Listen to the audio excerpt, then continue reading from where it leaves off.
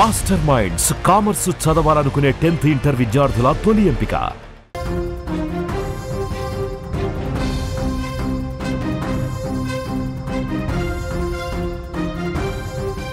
Big breaking news అందుతోంది. తెలంగాణలో పంచాయతీ ఎన్నికలపై హైకోర్టు కీలక తీర్పు వెలువరించింది. 3 నెలల్లో పంచాయతీ ఎన్నికలు పూర్తి చేయాలని వెల్లడించింది. రాష్ట్ర ప్రభుత్వం ఎన్నికల సంఘానికి కూడా కీలకమైన ఆదేశాలు ఇచ్చింది. హైకోర్టు తీర్పుతో ఎన్నికలకు ఇక ప్రభుత్వం సిద్ధమవుతున్నట్టుగా కనిపిస్తోంది. 2024 ఫిబ్రవరి 1కి సర్పంచుల పదవీకాలం కూడా ముగిసినటువంటి పరిస్థితి ఉంది. ఇప్పుడు వెంటనే మాజీ సర్పంచులు కొంతమంది హైకోర్టుకు వెళ్లడంతో విచారణ సందర్భంగా కీలకమైన తీర్పు వెలువరించింది. తెలంగాణలో స్థానిక సంస్థల ఎన్నికల నిర్వహణపై తెలంగాణ హైకోర్టు కీలక తీర్పు వెల్లడించింది. సెప్టెంబర్ 30వ తేదీలోపు స్థానిక సంస్థల ఎన్నికలు నిర్వహించాలని ఆదేశించింది. ఈ మేరకు జస్టిస్ మాధవి బెంచ్ తీర్పిచ్చింది. ప్రభుత్వం ఎన్నికల సంఘం అభ్యర్థులను సైతం పరిగణలోకి తీసుకున్నట్టుగా ధర్మాసనం తీర్పు బట్టి అర్థమవుతోంది. 3 నెలల్లో ఎన్నికలను నిర్వహించాలని ఆ ఆదేశాల్లో స్పష్టంగా పేర్కొంది. 2024 ఫిబ్రవరి 1వ తేదీ నాటికి తెలంగాణ సర్పంచుల పదవీకాలం పూర్తిగా ముగిసిపోయింది. 6 నెలల్లో ఎన్నికలు పూర్తి చేయాలని ఒక నిబంధన ఉన్నా సరే దాన్ని పక్కన పెట్టారు. దాన్ని గుర్తు చేస్తూ ఇవాళ హైకోర్టు చాలా స్పష్టంగా తీర్పిచ్చింది. ఎన్నికలైనా పెట్టండి, లేదంటే పాత సర్పంచులైనా కొనసాగించండి అంటూ ఆ పిటిషన్లో వాదించారు. దీనిపై గత కొన్నాళ్లుగా ఈ వాదనలు కొనసాగుతున్న పరిస్థితుంది. సుప్రీంకోర్టు తీర్పు ప్రకారం స్థానిక సంస్థల్లో బీసీ రిజర్వేషన్లు ఖరారు చేసి ఎన్నికల ప్రక్రియ చేపట్టాల్సి ఉంది. ఇది పూర్తి కావడానికి 1 నెల రోజులు సమయం కావాలంటూ ప్రభుత్వ తరఫు అడ్వకేట్ కూడా కోరారు.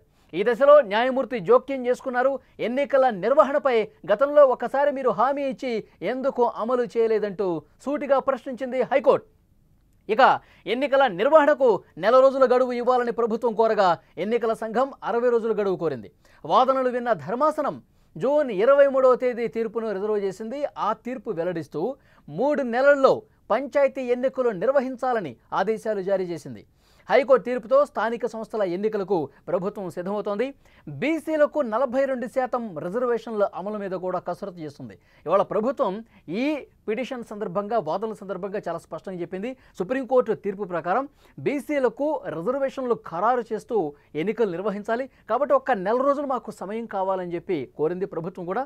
సో 1 నెల రోజులు ప్రభుత్వానికి సమయం ఇచ్చింది. ఆ తర్వాత ఎన్నికల కమిషన్ తరఫు న్యాయవాది కూడా చాలా బలమైనటువంటి వాదనలు వినిపించారు. ప్రభుత్వం ఎన్నికలకు సంబంధించిన రిజర్వేషన్లు ఖరారు చేయాలన్న ప్రభుత్వమే, లేదంటే ఆ ఎన్నికల నిర్వహణ బాధ్యతలు కూడా ప్రభుత్వమే చూసుకుంటుంది. సో అప్పుడు మాత్రమే సజావుగా మేము ఎన్నికలు నిర్వహించగలం అని చెప్పింది. సో ఈ 2 పరిగణలోకి తీసుకున్నటువంటి హైకోర్టు ఎన్నికల సంఘం కూడా ఈ ఎన్నికల ప్రక్రియ పూర్తి చేయడానికి 2 నెలల సమయం కోరింది. ఇటు ప్రభుత్వం రిజర్వేషన్లకు 1 నెల, అలాగే ఎన్నికల కమిషన్కి ఈ ప్రక్రియను 2 నెలలు, మొత్తం 3 నెలలు. కాబట్టి వాళ్ళ అభిప్రాయాలను, వాళ్ళకున్నటువంటి ఇబ్బందుల్ని దృష్టిలో పెట్టుకుని వాళ్ళకు కోరినటువంటి సమయం కూడా అంగీకరించి హైకోర్టు తీర్పిచ్చింది. 3 నెలల్లోగా సెప్టెంబర్ 30 లోపు ఈ ఎన్నికల నిర్వహణ అనేది పూర్తిగా ఈ ప్రక్రియ అనేది పూర్తి చేయాలని చెప్పి కీలకమైనటువంటి తీర్పు ఇచ్చినటువంటి పరిస్థితి ఉంది. ముఖ్యంగా ఈ వార్డుల విభజన అనేది 1 నెల రోజుల్లో కంప్లీట్ చేయాలి, పూర్తిగా ఎన్నికల ప్రక్రియ అనేది సెప్టెంబర్ 30 లోపు కంప్లీట్ చేయాలి అంటూ కీలకమైనటువంటి తీర్పు హైకోర్టు ఈరోజు ఇచ్చినటువంటి పరిస్థితుంది. గతంలో కూడా కొంతమంది మాజీ సర్పంచులు పిటిషన్లు వేశారు. సో ఆ పిటిషన్లో చాలా స్పష్టంగా చెప్పారు, జనవరి 31తో 2024 జనవరి 31వ తారీఖు వరకు పదవీ కాలం అనేది పూర్తయిపోయింది, వెంటనే ఎలక్షన్స్ పెట్టాలి, కానీ పెట్టలేదు. ఇక్కడ రాజ్యాంగం ప్రకారం అలాగే తెలంగాణ పంచాయతీరాజ్ చట్టాన్ని కూడా పూర్తిగా ఆ నిబంధనల్ని ఉల్లంఘించి కొంతమంది ప్రత్యేక అధికారులను నియమించి స్థానిక సంస్థల బాధ్యతలు ఇచ్చారు. కానీ ఆ అధికారులు సరిగా పట్టించుకోవట్లేదు. వాళ్ళు వేరే పనుల్లో నిమగ్నమైపోయి ప్రజల సమస్యలు అనేవి పట్టించుకునే పరిస్థితి ఉంది.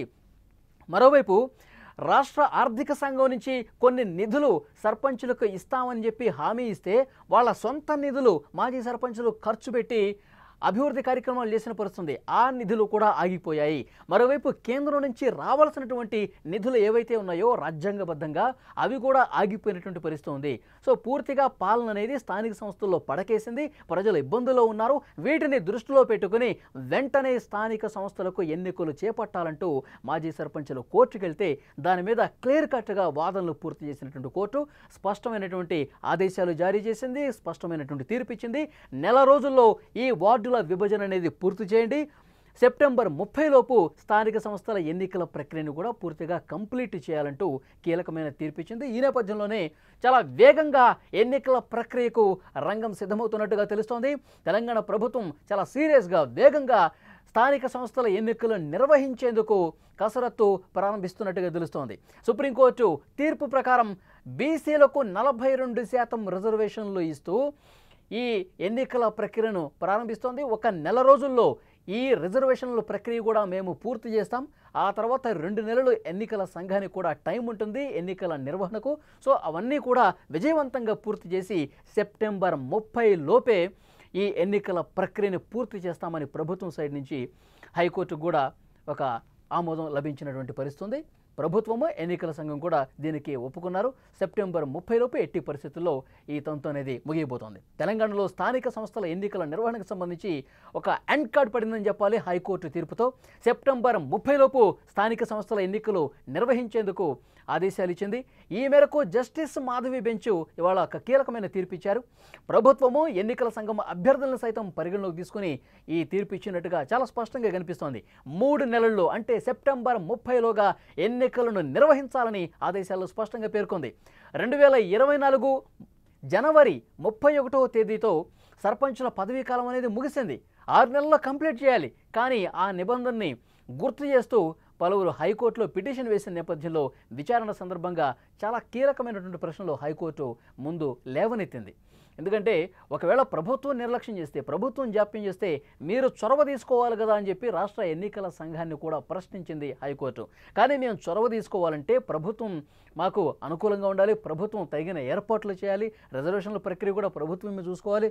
సో ప్రభుత్వం ఎప్పుడు రిజర్వేషన్లు కంప్లీట్ చేసి మాకు సిద్ధంగా ఉన్నామని చెప్తే మేము డేట్లు ఇచ్చేస్తాము, 2 నెలల్లో ఈ ప్రక్రియను కూడా ఎన్నికలను కూడా నిర్వహించేస్తామని చెప్పి రాష్ట్ర ఎన్నికల సంఘం నుంచి కూడా అడ్వకేటు స్పష్టంగా చెప్పారు వాదనల సందర్భంగా. సో ఇవన్నీ పరిగణలోకి తీసుకొని సెప్టెంబర్ 30 లోపు ఎట్టి పరిస్థితుల్లో, ఎందుకంటే గ్రామాల్లో పాలన అనేది పూర్తిగా పడకేసింది, సర్పంచులు లేరు, అధికారులు ఉన్నా కానీ తూతు మంత్రంగా వాళ్ళు చూస్తున్న పరిస్థితుంది. గ్రామాల్లో ప్రజలు క్షేత్రస్థాయిలో కొన్ని ఇబ్బందులు ఉన్నాయి.